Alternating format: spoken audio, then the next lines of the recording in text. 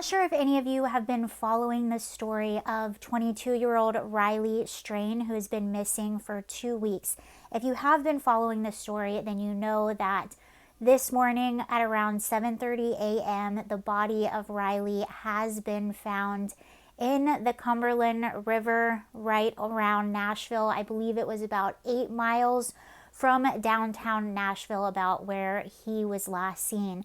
This story definitely got me. I had been following it for a while, and if you don't know the exact details, I'll just tell you what they are briefly.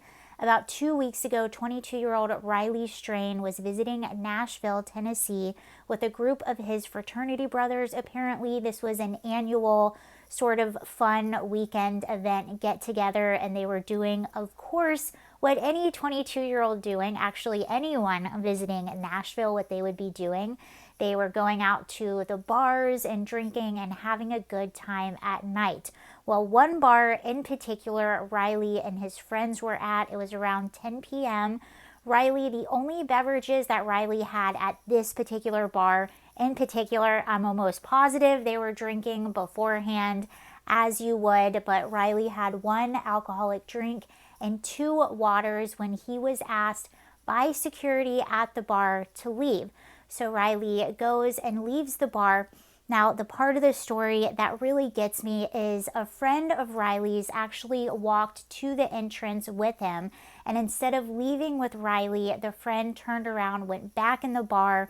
Riley then leaves and was seen by bystanders, also by several video cameras that were outside in the area. Riley is seen stumbling around, walking around downtown, and unfortunately he was not going in the direction of the hotel room. That's where you sort of lose where Riley is, and it was ever since then that Riley went missing. Obviously, not all the surveillance footage could capture all of Riley's steps. It was earlier this week that Riley's credit card or debit card was found by the river. Now, this river sort of cuts through downtown Nashville.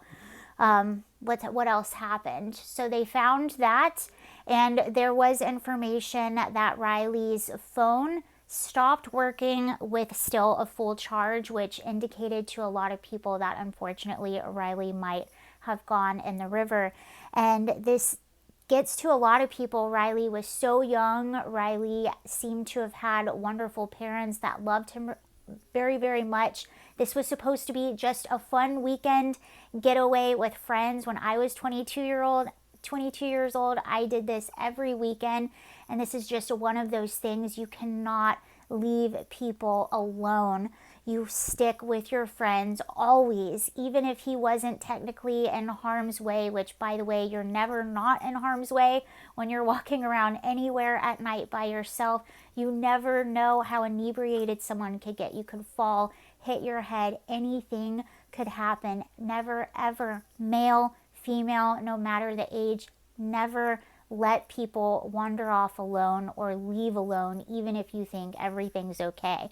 You can almost maybe even think of that scenario in your head at the entrance when Riley's leaving. Maybe he's like, no, don't worry about it, man. I'm okay. You stay. We don't know exactly what happened, but don't ever leave anyone alone. Not just the physical danger that could come being inebriated that late at night by yourself, but also other harms. I used to live in an area that was more of a party area. A lot of people would come visit for the weekend and then go out with their friends at night, and not just the physical dangers, again, of being alone that late at night, intoxicated, but also there are people that take advantage, knowing people are going out, knowing they're getting inebriated, they're not in their best of mind, they're leaving bars late at night, and a lot of people will actually prey upon those people, whether they rob them, take their watches, their wallets, all kinds of things. There's just so many dangers that happened, and you're already in a vulnerable state. So the whole situation is really sad. And what's really sad too is Riley came into contact with a few people throughout that night. There's one image, if you followed the story, you've probably seen it, where Riley at one point is wandering around at night and comes into contact with a police officer.